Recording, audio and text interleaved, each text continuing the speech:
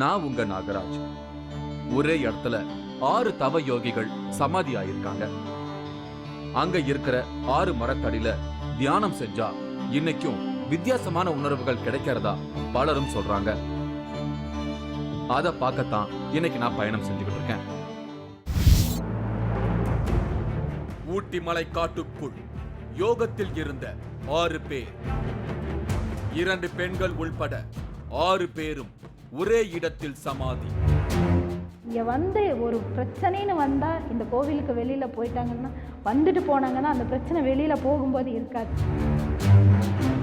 இன்றும் 6 பேரும் தியானத்தில் வந்து போகும் அமானுஷ்யம். குகைகள், மரங்கள், மலைகள், இப்படி சில இடங்கள் தியானத்தோட சக்திய என்னன்னைக்கும் தக்க வைத்திருக்கும். அதுக்கு மிகப்பெரிய உதாரணம் புத்தரின் போதி மரம். இன்னைக்கும் புத்தருக்கு ஞானம் கிடைச்ச போதி மரம் உலகம் முழுக்க இருக்கிற பலருக்கு வழிகாட்டு ஸ்தலமா இருக்கு.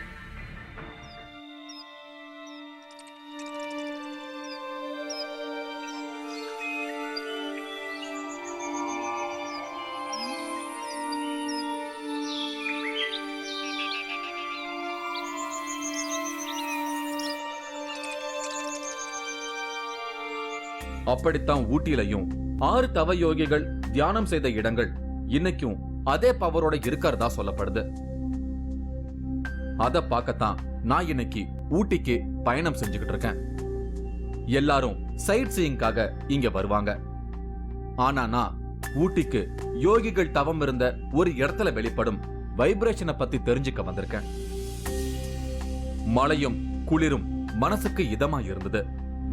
நான் ஊட்டிய சுத்தி பார்த்தேன்.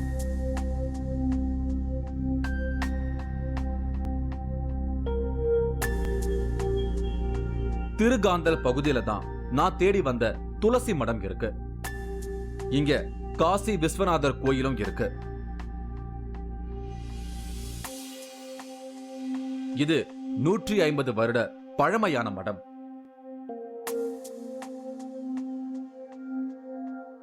அதுக்குள்ளேயே ஒரு கோயிலும் கட்டி வச்சிருக்காங்க. நான் கோயிலுக்குள்ள போனேன். இப்ப நான் இறங்கி வரும் இதே ஸ்டெப்ல சூப்பர் ஸ்டார் ரஜினி வந்திருக்காரு. அத பத்தி எல்லாம் நான் பின்னாடி சொல்றேன். இன்னைக்கு பிரதோஷம், அதனால கோயில்ல ஏராளமான கூட்டம் இருந்தது.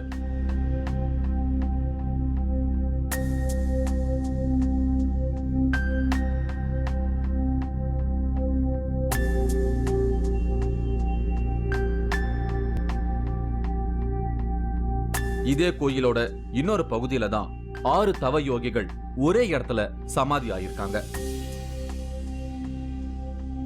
அவங்க தவம் இருந்த இடத்துல இன்னைக்கும் ஒரு வைப்ரேஷன் வெளிப்பட்டபடி இருக்கு. இந்த 6 பேரோட சமாதிக்கு எதிரிலேயே சில மரங்கள் இருக்கு. அதையெல்லாம் வேலி போட்டு பாதுகாத்து வச்சிருக்காங்க. இங்க சமாதியாகி இருக்கிற யோகிகள் தவம் இருந்த 6 மரங்களுக்கு கீழே தியானம் செஞ்சா பலவிதமான அனுபவங்கள் கிடைக்கிறதா சொல்லப்படுது. அத பத்தி தெரிஞ்சுக்கத்தான் நான் இங்க வந்திருக்கேன். இவரு பாலசுப்ரமணி, இங்க நிர்வாகத்துல இருக்காரு. இங்க இருக்கிற மரங்களை பத்தி ரொம்பவே பிரமிப்போட எனக்கு விவரிச்சாரு.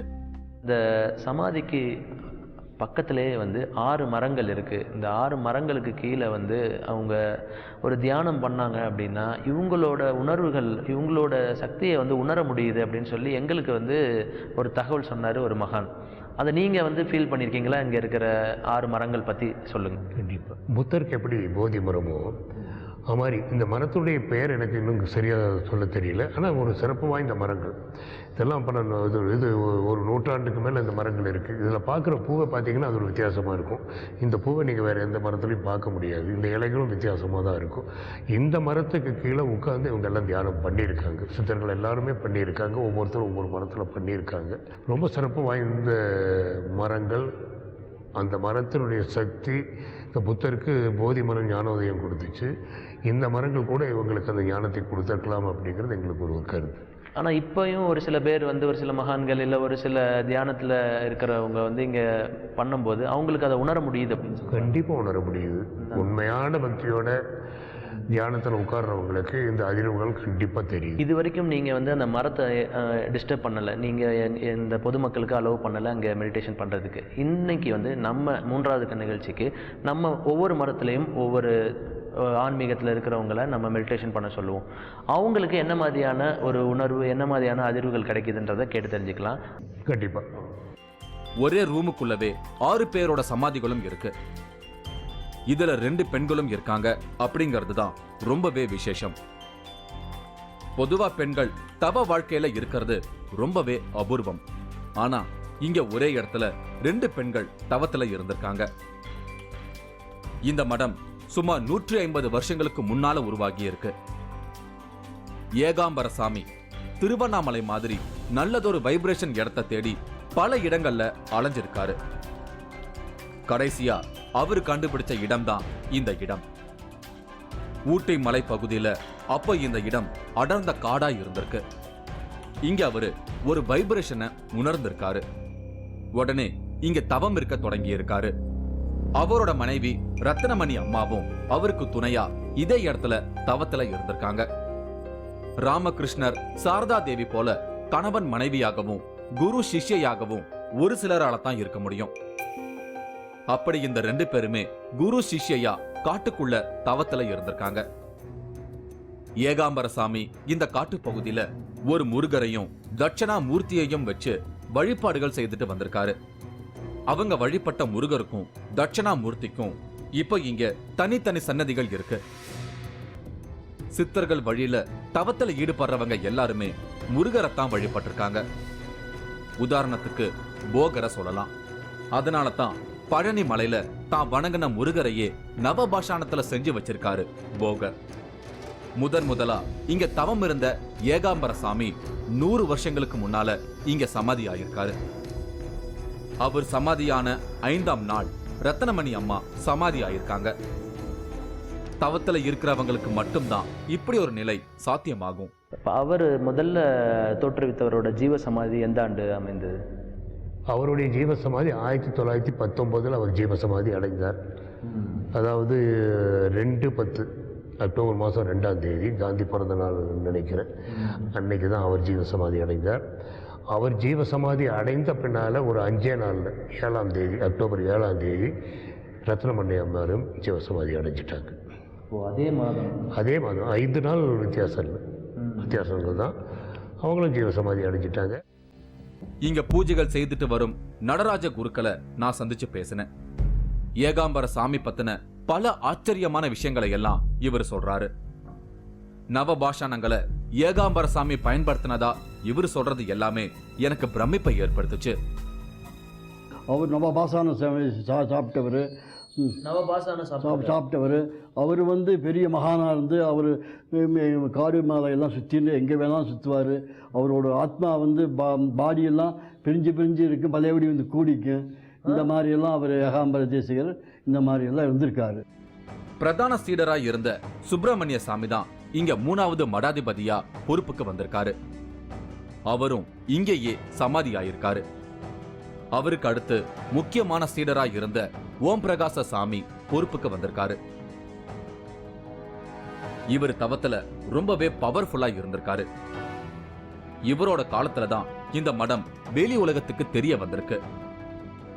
இவரோட பேர்ல இங்க வித்தியாசமான ஒரு கோயிலை உருவாக்கி வச்சிருக்காங்க. நான் அந்த இடத்துக்கு போய் பார்த்தேன். ஓம் பிரகாச தேவாலயம்னு இதுக்கு பேரு. ஓம் அப்படிங்கிற எழுத்து வடிவம் தான் இங்க கருவறைக்குள்ள வழிபாட்டுக்குரியதா இருக்கு. அதே மாதிரி ஓம் பிரகாச சாமி மாசக்கணக்குல தவம் இருந்த ஒரு இடம் இருக்கிறதா எனக்கு சொன்னாங்க. ஒரு குடில் மாதிரி இருந்தது அந்த கட்டிடம். உள்ள போகவும் சின்ன வழிதான் இருக்கு. அதுக்குள்ள போய் மாசக்கணக்குல சாப்பாடு தண்ணி எதுவுமே இல்லாம தவத்துல இருப்பாராம் ஓம் பிரகாச சாமி. எனக்கு அந்த இடத்த காட்டினாரு பாலசுப்ரமணி. நானும் அந்த குடிலுக்கு போய் கொஞ்ச நேரம் தியானத்துல இருந்து பார்த்தேன். ஒரு வித்தியாசமான ஃபீல் கிடைச்சது. அவர் நடித்த படம் மன்னனுங்கிற படத்தில் அம்மா என்று அழைக்காத உயிர் இல்லையே அப்படிங்கிற பாட்டை கேட்டாங்க அப்படின்னா யாராக இருந்தாலும் அந்த சந்தர்ப்பம் கிடைச்சி பார்த்தாங்க அப்படின்னு சொன்னால் அந்த தோற்றம் தான் இந்த கோயிலுடைய பழைய தோற்றம்.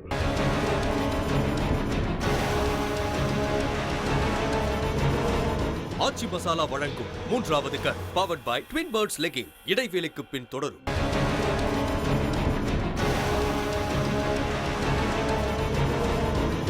ஆச்சி மசாலா வழங்கும் 3வது கண் powered by Twin Birds legging தொடர்கிறது. இன்னைக்கு நான் ஊட்டி மலையில இருக்கேன். இங்க ஒரே இடத்துல யோக வாழ்க்கையில இருந்த 6 பேரோட சமாதிகள் இருக்கு. அவங்க தவம் இருந்த மரத்தடியில தியானம் செஞ்சா இந்த 6 பேரையும் இன்னைக்கும் தனித்தனியா உணர முடியும்னு சொல்றாங்க. அப்படி ஒரு வித்தியாசமான அனுபவத்துக்காகத்தான் இன்னைக்கு நான் இங்க வந்திருக்கேன். மலைப்பகுதியில மேலும் கீழுமா இந்த 6 பேரும் தவம் இருந்த இடங்கள் அமைஞ்சிருக்கு. அதுல ஒரு இடம்தான் இந்த பாறை. ஓம் பிரகாச சாமிகளும் இன்னும் சிலரும் இத தியானத்துக்கு பயன்படுத்தியிருக்காங்க. சமீபத்துல இங்க கட்டுமான பணிகளுக்கு இடைஞ்சலா இந்த பாறை இருக்கிறதா நிர்வாகத்துல ஃபீல் பண்ணியிருக்காங்க. அதுக்காக ஆட்களை விட்டு தோண்டி இருக்காங்க. இந்த பாறையோட ஆழம் கண்டுபிடிக்க முடியாத அளவுக்கு இருந்திருக்கு. அடுத்து இந்த பாறையை எடுத்தே ஆகணுங்கிற முடிவோட ஜேசிபி மிஷினை எல்லாம் வச்சு முயற்சித்தும் முடியாம போயிருக்கு. அப்பதான் இதுல ஏதோ ஒரு சக்தி இருக்குன்னு எல்லாருக்கும் புரிஞ்சிருக்கு. அதுக்கப்புறமா தான் இங்க சமாதியான சாமிகளோட படங்கள்ல இந்த பாறை இருக்கிறத பார்த்திருக்காங்க. இந்த பாறை மேல உட்கார்ந்து சாமிகள் தியானம் செய்யற படத்தை பார்த்துதான் இது தியானப்பாறை அப்படிங்கறது இவங்களுக்கு தெரிஞ்சிருக்கு. அதுக்கப்புறமா தான் இந்த சக்தியை பாதுகாக்க முடிவு செஞ்சு இதை எல்லாரும் வணங்கிட்டு வராங்க.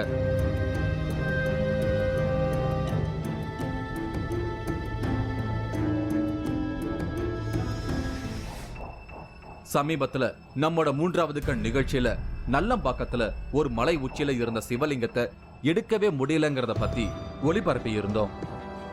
அதுலயும் இப்படித்தான் அந்த லிங்கத்தை எடுக்க செஞ்ச முயற்சிகள்ல கிரெயின் முறிஞ்சு விழுந்திருக்கு. அப்படி சில அமானுஷ்யங்கள் நடந்ததும் தான் அந்த மலையை உடைக்க முடியாம துண்டா விட்டுருக்காங்க. இந்த பாறையை பத்தி கேள்விப்பட்டதும் எனக்கு அந்த இன்சிடென்ட் தான் நினைவுக்கு வந்தது. இங்க பொறுப்புக்கு வந்தவர் தான் நஞ்சுண்டசாமி என்கிற நிரஞ்சன் பிரகாச சாமி. இவரோட மனைவி மஞ்சம்மா. இவங்க 2 பேரும் கணவன் மனைவி. ஆனா இவங்களும் ஒரு குரு சிஷ்யை உறவோட இங்க தவ வாழ்க்கையில இருந்திருக்காங்க. அது வரைக்கும் தவசாலையா மட்டுமே இருந்த இந்த இடத்துல சிவன் கோயில் உருவாக்கணும்னு ஒரு உத்தரவு நிரஞ்சன் பிரகாச சாமிக்கு வந்திருக்கு. அதுக்கான ஏற்பாடுகளை செஞ்சிருக்காரு. முதல்ல அவினாசி பக்கத்துல இருந்து ஒரு லிங்கத்தை வாங்கிட்டு வந்திருக்காங்க. அது வந்ததுமே நோயால பாதிக்கப்பட்டிருக்காரு நிரஞ்சன் பிரகாச சாமி. அந்த லிங்கத்துக்கு தோஷம் இருக்கு. அதனால அதை இந்த கோயில இருந்து எடுக்கணும்னு முடிவாகி இருக்கு. மக்களோட பிரச்சனைகளை தீர்க்க வழிபாட்டுக்கு வைக்கப்படும் சிலைகளுக்கு கூட இப்படியான தோஷம் இருக்குங்கிறதையெல்லாம் நான் இப்பதான் கேள்விப்படுறேன்.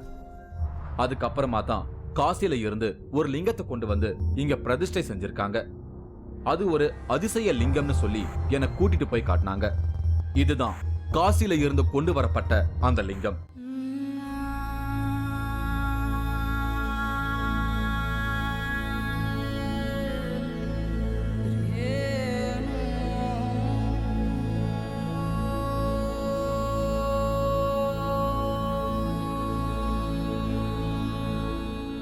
இதுல சிவப்பு கலர்ல வட்டமா ஒரு ரேகை இயற்கையா உருவாகி இருக்கு.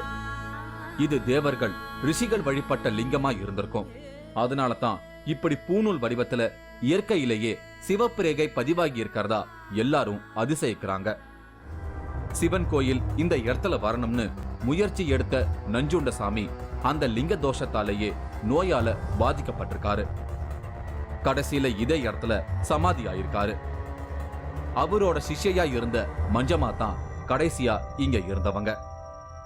நான் ஏற்கனவே சந்திச்ச நடராஜ குருக்கள் மஞ்சம்மா இங்க வாழ்ந்த காலத்திலேயே இந்த இடத்துல இருந்திருக்காரு. தான் சமாதி ஆகிறத முன்கூட்டியே கரெக்டா சொல்லி அவங்க அதே நாள்ல சமாதி ஆனதா சொன்னாரு நடராஜ குருக்கள்.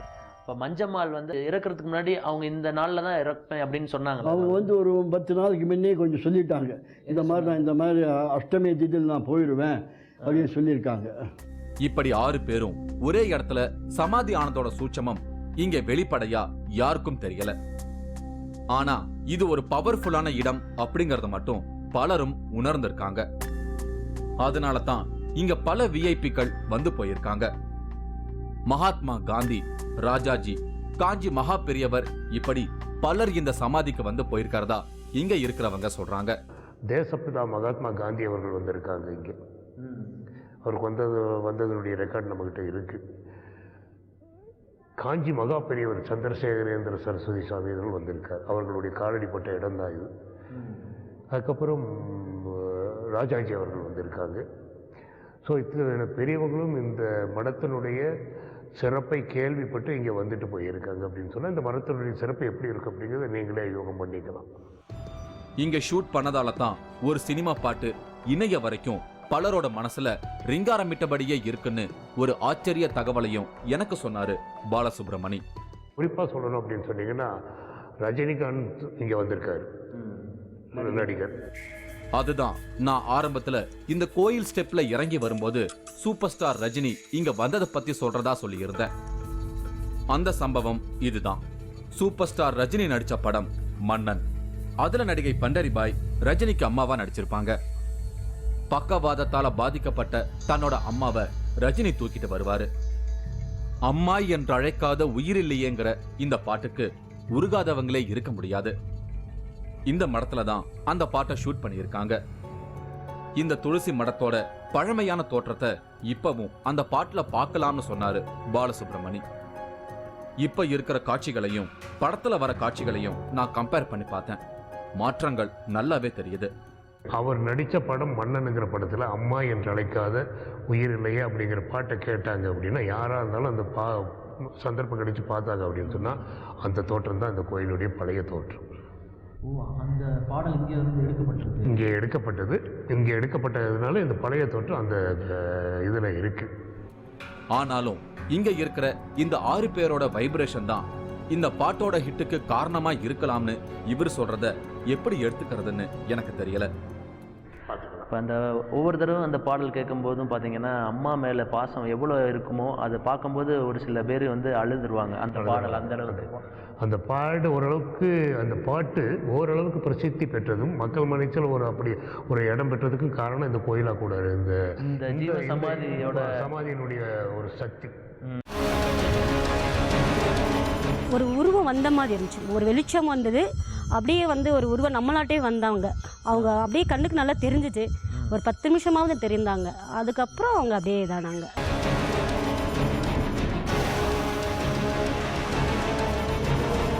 ஆச்சி மசாலா வழங்கும் 3வது கண் powered by Twin Birds legging. இடைவேளைக்கு பின் தொடரும்.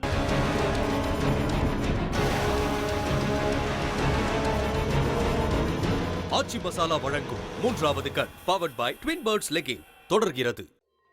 நான் இன்னைக்கு ஊட்டி மலையில இருக்கேன். 150 வருஷங்களுக்கு முன்னால இங்க தவம் இருந்த 6 பேரோட சமாதிகள் இங்க ஒரே இடத்துல அமைஞ்சிருக்கு. அந்த இடத்துல இருக்கிற 6 மரங்களுக்கு கீழே இன்னைக்கும் யாரு வந்து தியானம் செஞ்சாலும் அவங்கள தனித்தனியா ஃபீல் பண்ண முடியும்னு சொன்னாங்க. அப்படி சிலரை நான் இங்க தியானம் செய்யும்படி கேட்டிருக்கேன். அந்த ரிசல்ட்டை பார்க்கத்தான் இப்ப நான் வெயிட் பண்ணிக்கிட்டு இருக்கேன். 6 பேரோட சமாதிலையும் பலர் வந்து வணங்கிட்டு தியானத்துல இருந்துட்டு போறாங்க. இதுக்கு எதிரிலேயே தான் நான் பார்க்க வந்த மரங்கள் இருக்கு. இங்க இருக்கிற ஒவ்வொரு மரங்களுக்கு அடியிலையும் ஒரு சாமி உட்கார்ந்து தவத்துல இருந்திருக்காங்க. அதனால இதையெல்லாம் வேலி போட்டு பாதுகாக்கிறாங்க. நான் இங்க வெளிப்படும் வைப்ரேஷனை மத்தவங்க மூலமா வெளிப்படுத்தணும்னு முடிவு செஞ்சேன். இங்க கோயிலுக்கு வரவங்கள இருந்து சிலரை தேர்வு செஞ்சேன். எல்லாரையும் இந்த மரத்தடியில கொஞ்ச நேரம் தியானம் செய்யும்படி கேட்டுக்கிட்டேன். எல்லாரும் சின்சியரா தியானத்துல இருந்தாங்க. அடுத்து வரிசையா ஒவ்வொருத்தரும் தங்களோட எக்ஸ்பீரியன்ஸை எனக்கு சொல்ல தொடங்கினாங்க. இவங்க உமா தனக்கு உடம்பே இல்லாத மாதிரி ஃபீல் ஆனதா சொன்னாங்க. அப்படி தியானம் பண்ணும்போது உங்களுக்கு என்ன தெரிஞ்சது? உண்மையாலுமே நீங்கள் சொன்னதுக்கப்புறம் தான் அங்கே நான் உட்காந்துருக்கேன். இது வரைக்கும் அங்கே போய் உட்காந்ததில்லை. மரத்துக்கு போனது போய் உட்காந்ததில்லை. உடம்பெல்லாம் இல்லாத மாதிரி ஒரு உணர்வு வந்துச்சு. உடலே இல்லாத மாதிரி ஒரு ஃபீலிங் வந்துச்சு. எனக்கு கை கால் எந்த ஒரு இதுவும் இல்லாத மாதிரி ஒரு ஃபீலிங் வந்துச்சு. அந்த உணர்வு இருந்துச்சு. அந்த உணர்வு எனக்கு இருந்துச்சு. மற்றபடி கண்ணுக்கெல்லாம் ஒன்றும் தெரியல. வந்து எனக்கு அது நானா இல்லை அப்படிங்க ஒரு என்னமோ காற்றுல மிதந்த மாதிரி ஒரு ஃபீலிங், எனக்கு உடம்பே இல்லாத மாதிரி ஒரு ஃபீலிங் இருந்துச்சு. ஆரம்பமே அசத்தலா இருக்கேன்னு அடுத்தவங்களோட பேசினேன். இவங்க உஷா. இவங்களுக்கு ஒரு உருவம் தெரிஞ்சதாகவும் அது ஓம் பிரகாச சாமியா இருக்கலாம்னு சொன்னாங்க. இப்போ அந்த ஜீவ சமாதி பக்கத்தில் இருக்க அந்த மரம் கீழே வந்து உட்காந்து நீங்கள் தியானத்தில் இருந்தீங்க. உங்களுக்கு என்ன தெரிஞ்சது தியானத்தில்? அப்படின்னு ஒரு உருவம் வந்த மாதிரி இருந்துச்சு. ஒரு வெளிச்சம் வந்தது, அப்படியே வந்து ஒரு உருவம் நம்மளாட்டே வந்தாங்க. அவங்க அப்படியே கண்ணுக்கு நல்லா தெரிஞ்சிச்சு. ஒரு 10 நிமிஷமாவது தெரிந்தாங்க. அதுக்கப்புறம் அவங்க அப்படியே இதானாங்க. ஆனால் நல்ல உருவம் தெரிஞ்சிச்சு, நல்ல அழகாக உருவம் தெரிஞ்சு, நல்ல அடர்த்திய மூஞ்சிலாம் நல்லா இதாக இருந்தாங்க. இதில் 6 பேரில் ஜீவ சமாதி அடைஞ்சிருக்காங்கல்ல, அவங்கள யார் மாதிரி தெரிஞ்சாங்க? அவங்கள வந்து ஓம் பிரகாஷ் சாமியாட்ட இருந்தாங்க. தெரிஞ்சாங்க. உங்களுக்கு நல்லா தெரிஞ்சாங்க. இவங்க பாக்கியலட்சுமி. புகை போல ஒரு உருவம் தெரிஞ்சதா சொன்னாங்க. தியானம் நடந்தப்போ எனக்கு தியானத்தில் உட்கார்ந்துருக்கும்போது எனக்கு நல்லா இந்த மேலே இந்த தலையில் வந்துட்டு அப்படியே வெயிட்டாக இருக்கிற மாதிரி யாரோ மேலே அப்படியே இது பண்ணுற மாதிரி இருந்துச்சு. புகை மாதிரி உருவம் மாதிரி வந்த மாதிரி இருந்தது. அது வந்து அப்படியே அந்த உருவம் வந்து அப்படியே சப்பனம் போட்டு அப்படியே உட்காந்துட்டாங்க. இவங்க கலாமணி. இவங்களோட எக்ஸ்பீரியன்ஸ் என்ன ரொம்பவே இம்ப்ரெஸ் பண்ணிடுச்சு. ஒரு கை மட்டும் தன்னோட தலையில கைய வச்சு ஆசீர்வதிச்சதுன்னு சொன்னாங்க. என்ன நடந்தது கரெக்டாக? கண்ணை மூடி உட்காந்து தான் தெரியும். யாரோ ஒருத்தர் வந்து எனக்கு ஆசீர்வாதம் கொடுக்கணும்னு சொல்லி நான் கேட்டேன். அதனால என் தலையெல்லாம் கை வச்சு எனக்கு ஆசீர்வாதம் பண்ணாங்க. யாருன்னு தெரியல, யாரோ ஒரு கை மட்டும் என் தலையில் ஆசீர்வாதம் பண்ண ஒரு ஃபீலிங் கிடைச்சது எனக்கு. கண்டிப்பாக இந்த 6 சித்தர்கள்ல இருந்து தான் யாரோ ஒருத்தர் எனக்கு ஆசீர்வாதம் பண்ணியிருக்காங்க. இன்னைக்கு இவங்களோட பிறந்த நாள். இந்த நாள்ல இப்படி ஒரு சூட்சம தரிசனமும் ஆசீர்வாதமும் இவங்களை சிலிர்க்க வச்சிடுச்சு. அதுக்கப்புறமா தான் நான் இவங்கள பத்தி விசாரிக்க ஆரம்பிச்சேன். தற்கொலை செய்துக்க நினைச்சவங்க இங்க வந்ததுக்கு அப்புறமா தான் நல்லபடி வாழ தொடங்கினதா ஒரு அதிர்ச்சியான அனுபவத்தை சொன்னாங்க. இன்னைக்கு என்னோட பிறந்த நாள் வேற.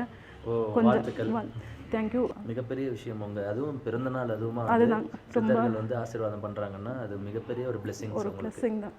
அதான் தற்கொலைக்கு முயற்சி பண்ண எனக்கு இன்னைக்கு ஒரு வாழ்க்கை கிடைச்சிருக்குதுன்னா இந்த கோயில் தான் எனக்கு. காந்தி, ராஜாஜி மாதிரியான தலைவர்களும், காஞ்சி மகா பெரியவர் மாதிரியான ஆன்மீக பெரியவங்களும், சூப்பர் ஸ்டார் ரஜினி மாதிரியான சினிமா பிரபலங்களும் வந்து போன ஒரு பவர்ஃபுல்லான இடத்துக்கு இப்ப நானும் வந்திருக்கேன் அப்படிங்கறதே எனக்கு ஒரு பெருமிதமான உணர்வை கொடுத்தது. பிரமிப்போட நான் அங்கிருந்து திரும்பி வந்தேன். இப்ப நான் கிளம்புறேன். வேற ஒரு அனுபவத்தோட திரும்பவும் நான் உங்களை சந்திக்கிறேன். அதுவரை உங்களிடமிருந்து விடை பெறுகிறேன். இந்த நிகழ்ச்சி நாளை மாலை 5 மணிக்கு மறு ஒளிபரப்பாகும்.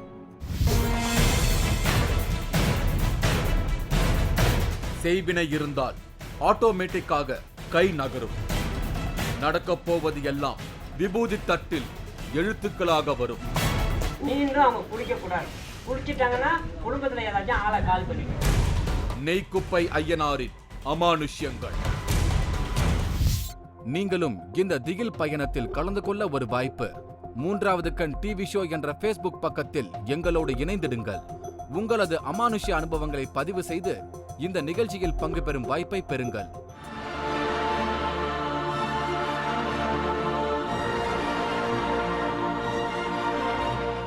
தாத்தா பேத்தி கேக்குறல சொல்லுங்க. தாத்தா நீ இப்பதானே பாக்குறேன். அது எனக்கு என்ன கேக்குறது தெரியல. அப்ப நான் சொல்றதே உனக்கு புரியல. வருக நீரிதனிலமுந்து அருள் விளங்கும் எங்கள் சர்க்குரு குடுமியானந்து தெய்வமே